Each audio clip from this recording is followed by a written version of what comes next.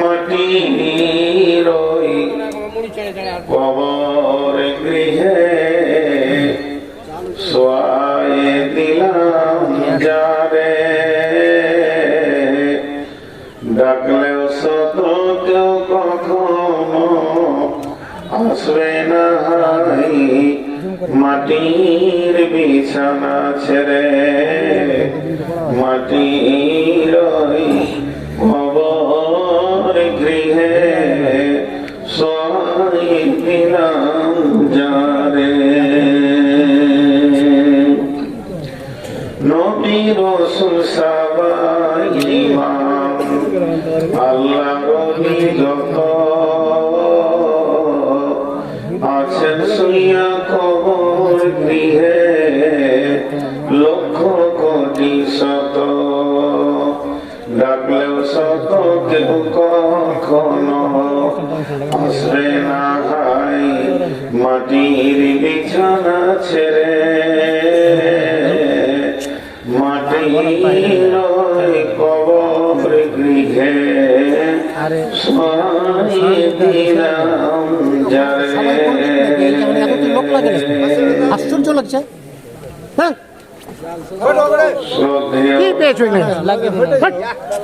সুযোগ্য আজকের সভার সভাপতি, উপস্থিত আকাশের তারকা তাজদৃশ্য আলেম ওলামা বৃন্দ, সামনে আমার দিনদার ইমানদার মুমিন ভাই সকল, পর্দা থেকে শুননে वाली মোমেনা মা ও বোনেরা, প্রশংসা আল্লাহর, গুণগান আল্লাহর, গণকীর্তন আল্লাহর। সেই মহান মুনি আমাদেরকে হাড় কাঁপানো শীতের ভিতরেও বসিয়ে রেখেছেন এক মাদ্রাসা কেন্দ্রিক আয়োজিত মাহফিলে। বিধায় আমরা সেই মহান মুনিবের দরবারে একবার প্রাণ খুলে শুকরিয়া করি, আলহামদুলিল্লাহ। দরুদ ও সালাম বর্ষিত হোক সরকারে কায়নাত নবী দো জাহাं आखिरी पैगंबर नबी मुहम्मदुर रसूलुल्लाह सल्लल्लाहु अलैहि वसल्लम ऊपर अल्लाहुम्मा आमीन, अल्लाहुम्मा सल्ली अलैहि, अल्लाहुम्मा बारिक अलैहि। मोहतरम मुअज्जज, আমি আপনাদের সামনে পরকালে প্রথম স্টেজ সম্পর্কে কয়েকটি কথা বলবো বলে নিয়ত করেছি। যদি আমার মাবুদ আমাকে তৌফিক দেন তো ওমা তৌফিক ইল্লা বিল্লাহি আলাইহি তাওয়াক্কালতু ওয়া ইলাইহি উনীব। মুহতারাম ভাই, আমরা আমাদের জীবনের একটি একটি করে পাঠ শেষ করছি। আমি আপনাদের সামনে মহাগ্রন্থ আল কোরআন থেকে বেশ কয়েকটি আয়াত করেছি, হাদিসে নববীর একটু টুকরো আপনাদের সামনে পেশ করেছি, যেটাকে কেন্দ্রবিন্দুর মধ্যে রেখে খুব স্বল্প সময়ে কয়েকটি কথা বলবো বলে নিয়ত করেছি। তবে আমি আমার বক্তব্যের প্রারম্ভে এক দুই তিনটি কথা গুনে বলবো, আর বলে লাভ হবে না জানি, তো বলতেই থাকবো মত পর্যন্ত, যতদিন স্টেজ পাবো বলতেই থাকবো। মালদার লোক, দিনাজপুরের লোক, উত্তরবঙ্গের লোককে একটা কথা বলছি, জলসা করেন বক্তা একটা আনেন, দরকার নাই বেশি বক্তা, আপনার কাগজকে সাজাতে হবে না। আমরা বর্ধমানে জলসা করি, একটা বক্তা আনি, দেশালী ইমাম আছে, বন্ধু বান্ধব আছে, তারা আসবে জলসায়, 10-5 মিনিট করে চালিয়ে দেবে, ঝামেলা শেষ। মেন বক্তা উঠবে, 11টায় জলসা শেষ। দিনাজপুরে, দক্ষিণ দিনাজপুরে এরকম করে। এটা আপনাদেরকে বললাম, যদি আপনাদেরকে ভালো লাগে তো এটা নেবেন। ইউটিউবারদেরকে বলছি যে আপনারা যেখানেই যাবেন অন্তত ফোনকে কেউ কিছু দিয়েন না, আল্লাহর হস্তে বলছি। কারণ আমি যদি লোক না দেখতে পাই তাহলে কথা বলবো কি করে।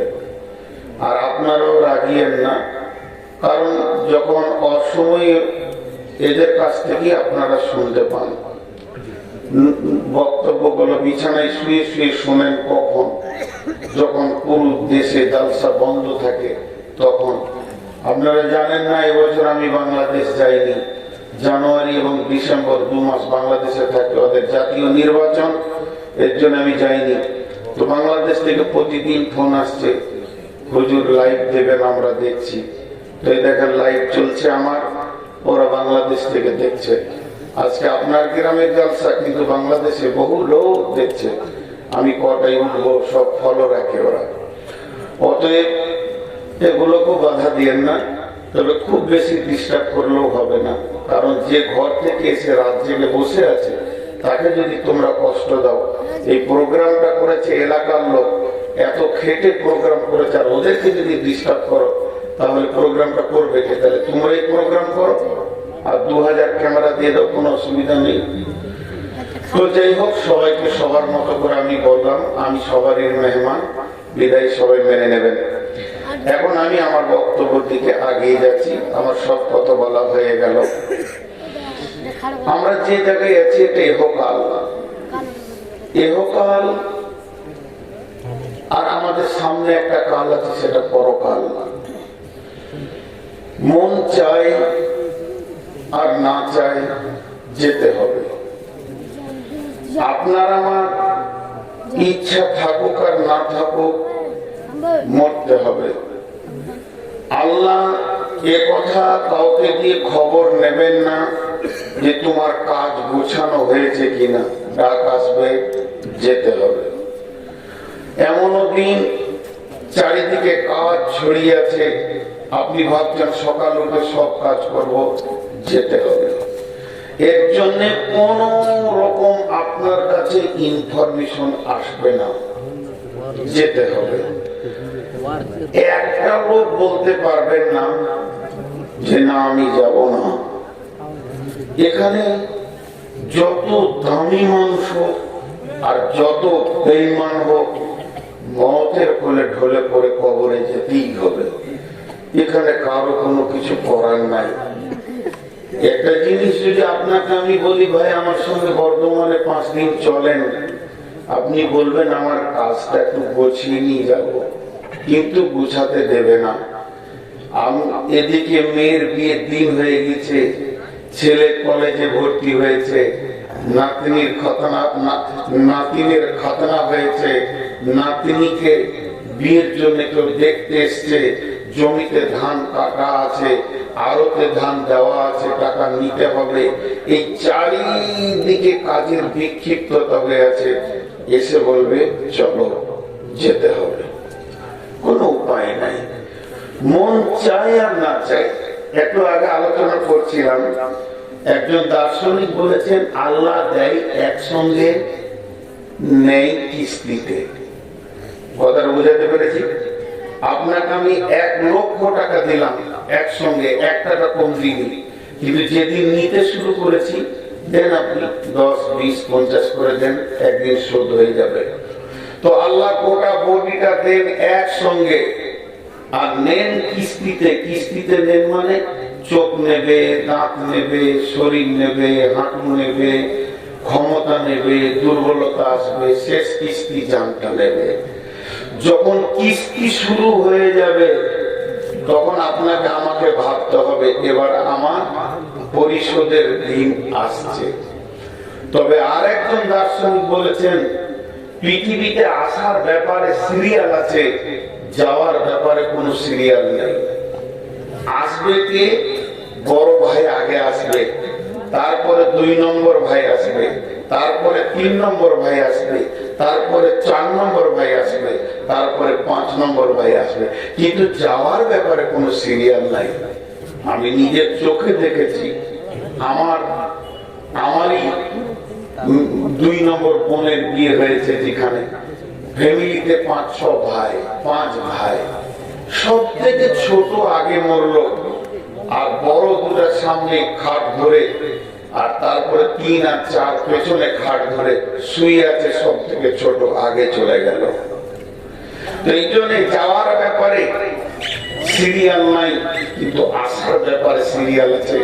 আমার এই উপস্থাপনা আর মাত্র 3 মিনিট আপনাদের সামনে রাখবো, তারপর একটা উদাহরণ দিয়ে ঠিক আয়াতের ভিতরে ঢুকে যাব।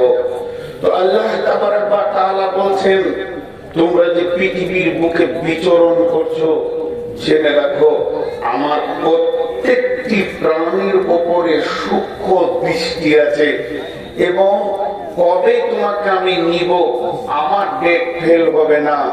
আল মউত লাইসাল ফাউত, মউত কোনদিন হাত ছাড়া হবে না।